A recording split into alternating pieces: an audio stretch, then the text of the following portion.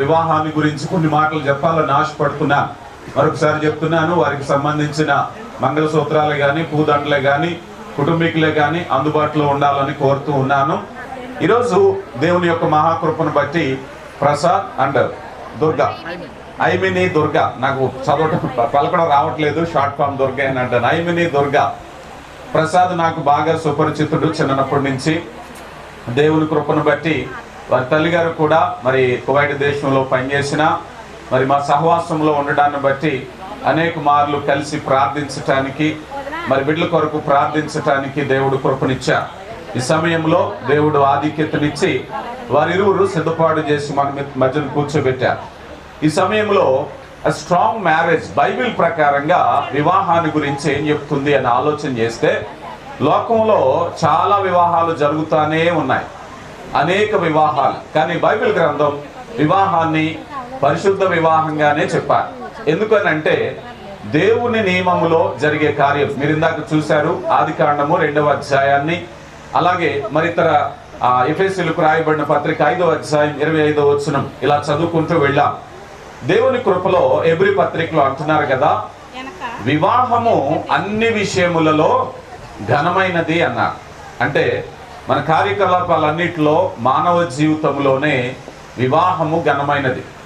మానవులుగా వివాహం అనేది చాలా ఘనంగా జరిగించడానికి వేలు దాటి లక్షలు దాటి కోట్లాది రూపాయలు ఖర్చు పెడతా ఉంటారు.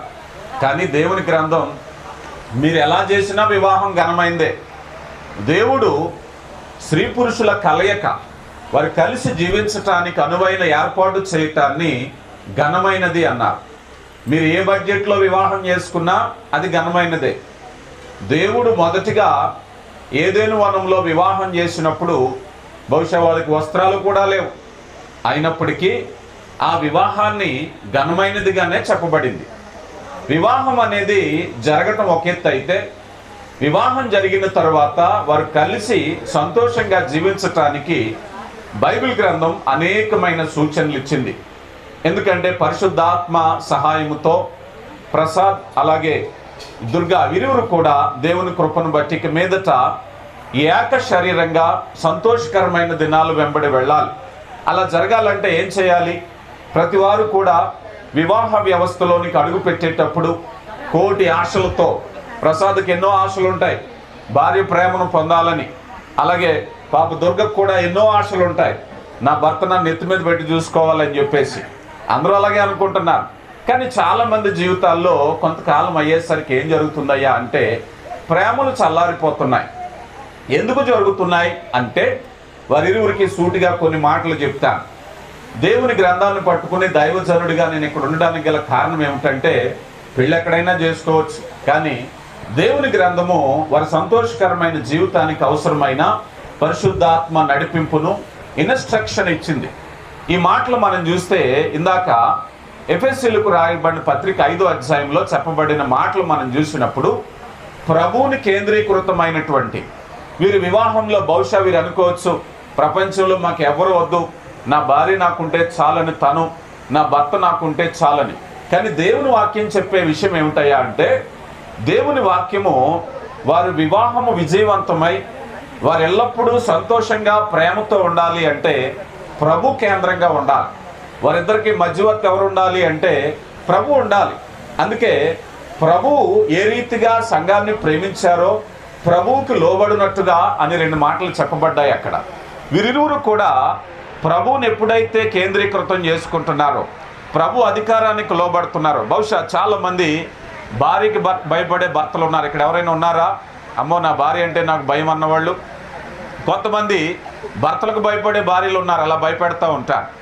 ఈ భయం అనేది ఇరువురు కూడా అలాంటి భయం కాదు, కానీ ప్రభువుని గౌరవంతో లోబడే మనసు ఉన్నట్లయితే, అయ్యో నా భార్యను బాధ పెడితే నా ప్రభువుకు నేనేం సమాధానం చెప్పాలి, అయ్యో నా భర్తను నొప్పించుకునేలా చేస్తే నా ప్రభువుకు నేనేమని సమాధానం చెప్పాలి, ఆ విధమైనటువంటి ప్రభు కేంద్రీకృతమైనటువంటి ఆ నిర్ణయం వారికి ఉన్నట్లయితే, బహుశా ఏదైనా అలజడి వచ్చిన రోజు, బహుశా ఏదైనా సమస్య వచ్చిన రోజు, బహుశా ఏదైనా వ్యతిరేకత వచ్చిన రోజు వారి సమస్యను పరిశుద్ధాత్ముడు దేవుని సమక్షంలో తీర్చాలి.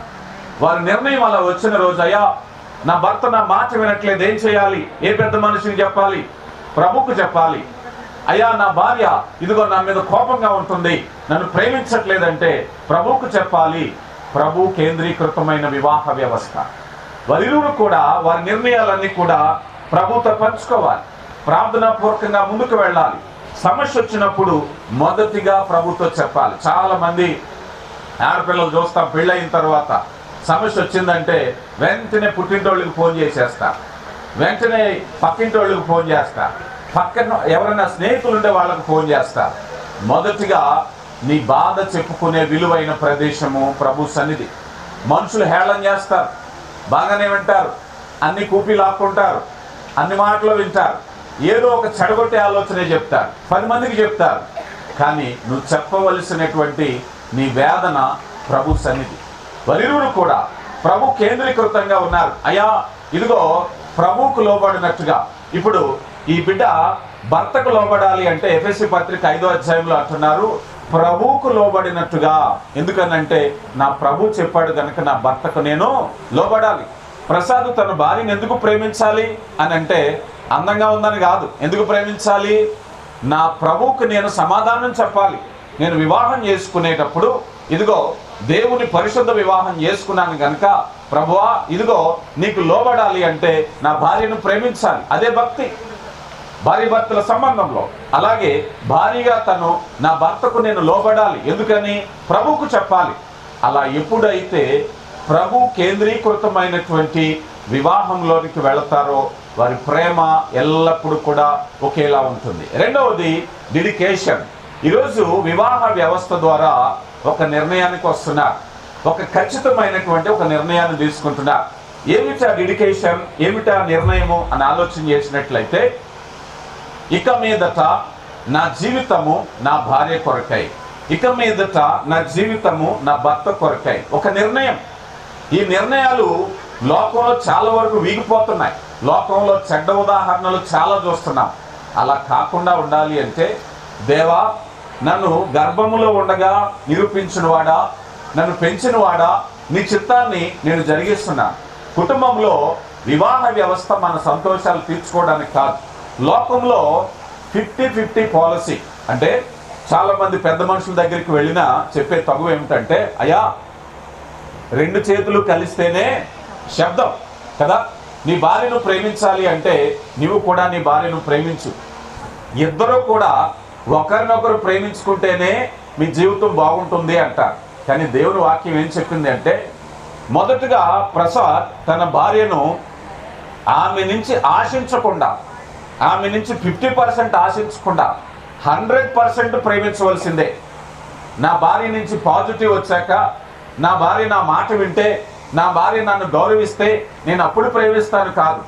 భార్య పొజిషన్ 100% ప్రేమించవలసిందే. క్రిస్టియన్ మ్యారేజ్ అనేది 100% లవ్, 50-50 ఛాన్స్ కాదు. ఇప్పుడు ఈ బిడ్డ, యవ్వన బిడ్డ తన భర్తను, నా భార్య నన్ను గౌరవిస్తేనో, నా భార్య నాకు సంపాదనిస్తేనో, నా భార్య నన్ను అందరి ముందు నెత్తును పెట్టుకుంటేనే కాదు. ఏం చేసినా 100% ప్రేమించవలసిందే.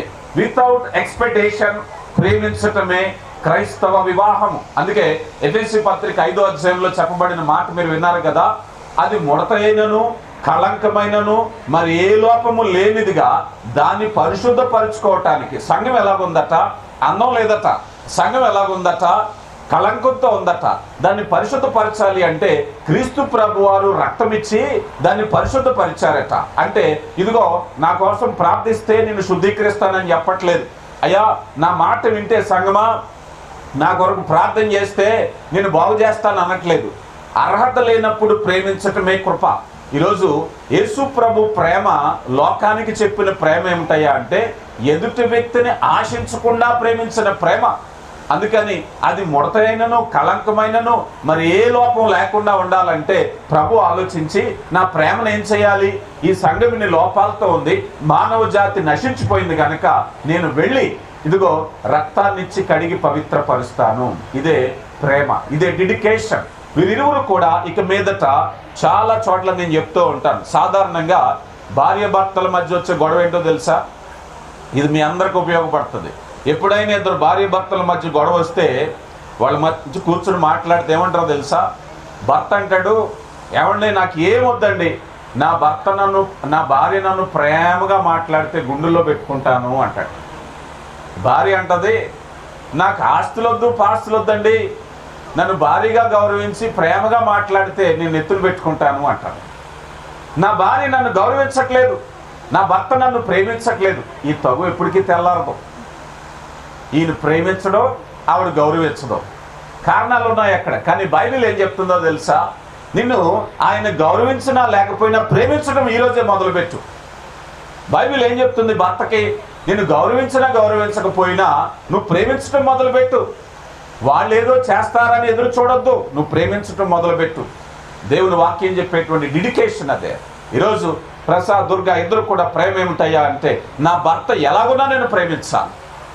ప్రసాద్ ఎలాగ, నా భార్య నన్ను ఒకవేళ కోపంలో ఏమన్నా ప్రేమించాను. చాలామంది అంటారు, మేము చాలా ప్రేమగా ఉండేవాళ్ళం అండి, మా జీవితంలో ఎప్పుడో ఒక చిన్న తుఫాన్ వచ్చింది, అప్పటి నుంచి అలాంటి తుఫాన్లు వచ్చినా ప్రేమ ముందు ఆగవు. కొరింథీయులకు రాయబడిన మొదటి పత్రిక 13వ అధ్యాయంలో అంటున్నారు కదా, ప్రేమ శాశ్వత కాలము ఉండును, ప్రేమ దోషములన్నింటినీ కప్పును, ప్రేమ సప్రయోజనము చూసుకొనదు. ప్రేమ అమర్యాదగా నడవదు. దేవుని ప్రేమ చేత వారిరువురు కూడా కట్టబడినట్లయితే ఆ ప్రేమ సమృద్ధికరంగా ఉంటుంది. అందుకని రెండవ అంశంగా మనం చూసినట్లయితే డెడికేషన్. మూడవది ఏమిటయ్యా అంటే కమ్యూనికేషన్. అదేమిటయ్యా అంటే వారిరువురు కూడా మాట్లాడుకోవటం. మీరు ఎప్పుడైనా గమనించారా? పెళ్ళైన కొత్తలో ఆ మాటలకు అంత ఉండదు, చాలా మాట్లాడతారు. మీరు పెళ్ళైనోళ్ళు కదా, మీరు పెళ్ళైనోళ్ళు, మీకు తెలుసు, మీ భర్త మాట్లాడతాడు, భార్య మాట్లాడుతూ ఉంటారు. రాను రాను ఏమైపోతుందో తెలియదు, మాటలు కరువైపోతూ ఉంటాయి. పిల్లలు పుట్టాక పిల్లలు రాయబారం అందిస్తూ ఉంటారు, రే మీ అమ్మకి చెప్పు, ఇది చెప్పడం, రే మీ నాన్నకి చెప్పు. కమ్యూనికేషన్ గ్యాప్ వచ్చేసింది. పిల్లలు వచ్చాక ఇప్పుడు ఏమైంది? ఇప్పుడు కమ్యూనికేషన్ గ్యాప్ వచ్చేసింది. కానీ వివాహ వ్యవస్థ పదిలంగా ప్రేమగా ఉండడానికి కమ్యూనికేషన్ చాలా ముఖ్యం, మాటలు చాలా ముఖ్యం. వాక్యం చెప్పేది జీవవర్ణములు నాలుక వశము అన్నారు. చూడండి, సామెతల గ్రంథం 18వ అధ్యాయము 21వ వచనాన్ని మనం చూస్తే, జీవమరణములు నాలుక వశము, దాని యందు ప్రీతి పడివాడు దాని ఫలము తినును. ఇప్పుడు ఏం చేయాలి? ప్రసాద్ ఎవరితో మాట్లాడాలి? ఎంతమంది స్నేహితులున్నా, ఎంతమంది ప్రాణ స్నేహితులున్నా, ఎంతమంది బంధువులున్నా, నా బోటోడు వచ్చినా భార్య తర్వాతే మాటలు, అవునా కాదా? భార్యతో ఎక్కువ మాట్లాడాలి. ఇదిగో మొదట్లో ఉన్న ప్రేమ ఎప్పటికీ ఇంకొక 10 ఏళ్ళు అయిన తర్వాత కూడా అదే ఉండాలి. అలాగే దుర్గమ్మ, నువ్వు కూడా ఎప్పటికీ భర్తతోనే మాట్లాడాలి. కొంతకాలం తర్వాత ఇదిగో మా అమ్మతో మాటలు చాలా కాలం అయిపోయింది కాదు, ఇక ఎప్పటికీ నీ భర్త నీకు ఒకరికొకరే మాటలు, కష్టం వచ్చినా మంచి వచ్చినా నిర్ణయాల్లోకి వెళ్ళినా మీరిద్దరూ కూడా దేవుని వాక్యాన్ని బట్టి చెప్తున్నాను, ఏక శరీరం, మీ మధ్య ఏది కూడా దాపరికం లేదు. ఆ మాటలు ఏముండాలి తెలుసా? ఆ మాటల్లో నిజాయితీ ఉండాలి, ఆ మాటల్లో యథార్థత ఉండాలి. మీ మధ్య ఏ విధమైనటువంటి దాపరికాలు లేవిక, ఏ విధమైన దాపరికాలు లేవు. అయ్యే కుటుంబాలను పాడు చేస్తున్నాయి. చాలా మంది ఇదిగో పెళ్లి కొడుకు పెళ్లి కూతురు ఇలాంటి సమస్యలు వచ్చినప్పుడు కుటుంబీకులు వారు కల్పించుకుని చాలా వివాదాలు కలగజేసిన పరిస్థితులు నేను చూశాను. కారణం ఏమిటంటే ఆ ట్రాన్స్పరెన్సీ లేనప్పుడు, అయ్యా ఇదిగో నా భర్త నా దగ్గర ఏ విషయమో దాయుడు, నా భార్య నా దగ్గర ఏ విషయమో దాయుడు. వివాహ వ్యవస్థ స్ట్రాంగ్ ఫౌండేషన్ ఉండాలి అంటే యథార్థతతో కూడిన మాటలు ఉండాలి, లేదా అపవాది చొరబడతాడు. జాగ్రత్త, అపవాది చొరబడతాడు. నేను చాలా వివాహాల్లో చెప్తాను. ఒక వివాహానికి ఒక చోటకి వెళితే భార్య భర్తలు ఇద్దరు వచ్చారయ్యా, ఇదిగో మా ఇంట్లో ఫలానా ఆయన అద్దెకుండేవాడు, ఆయన ఖాళీ చేసి వెళ్ళిపోయాడు, 10,000 రూపాయలు అప్పు తీసుకున్నాడు, ఇవ్వలేదు అన్నారు. సరే ప్రార్థన చేద్దాం, దేవుడు ఏదోలాగా ఆయన ఇస్తాడని. అక్కడి నుంచి వెళ్ళిన తర్వాత భార్య అక్కడే ఉండి ఏడుస్తుంది. ఏమా ఏడుస్తున్నా? ప్రార్థన చేస్తా అన్నాను కదా, ధైర్యంగా ఉండు. లేదండి, నా భర్తకు తెలియకుండా నేను ఒక 90,000 ఇచ్చానండి అంట. రహస్యం. కనుక భార్య భర్తల మధ్య ఎప్పుడైనా అలాంటి సమస్యలు వచ్చినప్పుడు త్వరగా మాట్లాడాలి, వేగరంగా. ఏమాత్రము మాటలు గ్యాప్ ఉంచుకోవద్దు. ఎంత కోపం వచ్చినా కూడా. చాలామంది గ్యాప్ వస్తే మాట్లాడడం మానేస్తారు, కొంతమంది వారాలు నెలలో. జాగ్రత్త, అపవాది చొరబడే సమయం అదే, అపవాది చొరబడే సమయం అదే. కనుక ఈ సమయంలో వారిద్దరూ కూడా కమ్యూనికేషన్లో మొదటిగా యథార్థత ఉండాలి, రెండవదిగా కమ్యూనికేషన్లో ప్రేమ ఉండాలి. ఏముండాలండి? ప్రేమ. జీవ మరణములు నాలుక వశము అన్నారు. అందుకే సైకాలజిస్టులు చెప్తారు, ఒక రోజులో ప్రసాద్ ఖచ్చితంగా ఎంత కోపం ఉన్నా నా భార్యను ఎన్నిసార్లు పొగిడానో గుర్తు చేసుకోవాలి. అవునా కదా? భార్య అందాన్ని పొగడాలి, భార్య యొక్క వంటను పొగడాలి, భార్య యొక్క ప్రవర్తన బాగోపోయినా పొగడాలి అబ్బాయి. అలా పొగిడితేనే ప్రేమ బిల్డప్ అవుతుంది కదా. నా భార్య కంటే అందగత్తి ఎవరో లేరు, నా భార్య నాకు చాలన్నారు అనుకోండి, ఈ తల్లి మనసంతా నిండిపోద్ది కదా. కనుక భార్య భర్త నుంచి అలా కోరుకోవటం తప్పేమీ లేదు. అలాగే భార్య కూడా భర్తను అభినందించాలి. అప్రిషియేషన్. ఒక మంచి మాటలు రోజులో కొన్ని, రోజంతా తిట్టుకుంటూ ఉంటారు చాలా భార్య భర్తలు చూస్తూ ఉంటాను. అప్పుడప్పుడు అనిపిస్తూ ఉంటాను, నేను అడుగుతాను కౌన్సిలింగ్లో, అమ్మాయి ఇంత తిడుతున్నావు కదా, ఏదైనా రెండు మంచి మాటలు మాట్లాడావంటే ఆ ముఖం చూసి ఏం మాట్లాడతామండి అంటాను. అప్పుడే పోయింది గౌరవం. కనుక మంచి మాటలు మాట్లాడడానికి సమయం కేటాయించాలి, మంచి పలుకులు పలకాలి. ఎందుకంటే ఒకరిలో ఒకరు స్ట్రాంగ్ బిల్డప్ జరిగేది. ప్రియులారా, ఈ మాట చెప్పి నేను ముగిస్తున్నాను, జాగ్రత్తగా గమనించండి. ప్రేమ గల మనసు తర్వాత ఇరువురు కూడా డెడికేషన్లో, వారి నిర్ణయాల్లో క్షమించటానికి సిద్ధం మనసు. ఇది యేసు ప్రభు కలిగిన మనసు. యేసు ప్రభు కలిగిన మనసు ఏమిటయ్యా అంటే, నీ భార్య ఎంతవరకు క్షమించగలవు అని అంటే యేసు ప్రభుని అడిగితే ఏం చెప్తారు? ఏదైనా క్షమించాలి. భర్తనైనా భార్యనైనా ఇరువురు కూడా క్షమించే మనసు ఉంటే అపవాది ఎప్పుడు మీ దగ్గరికి రాడు. దేవుని కృప.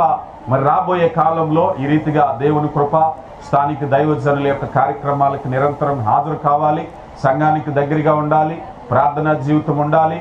మరి ఆ రీతిగా ఉన్నట్లయితే దేవుని కృపను బట్టి మరలా మీ షష్ఠి పూర్తికి దేవుని కృపను బట్టి ఇదే ప్రసంగం మీరు అనేక మందికి చెప్పాలి. అవునా?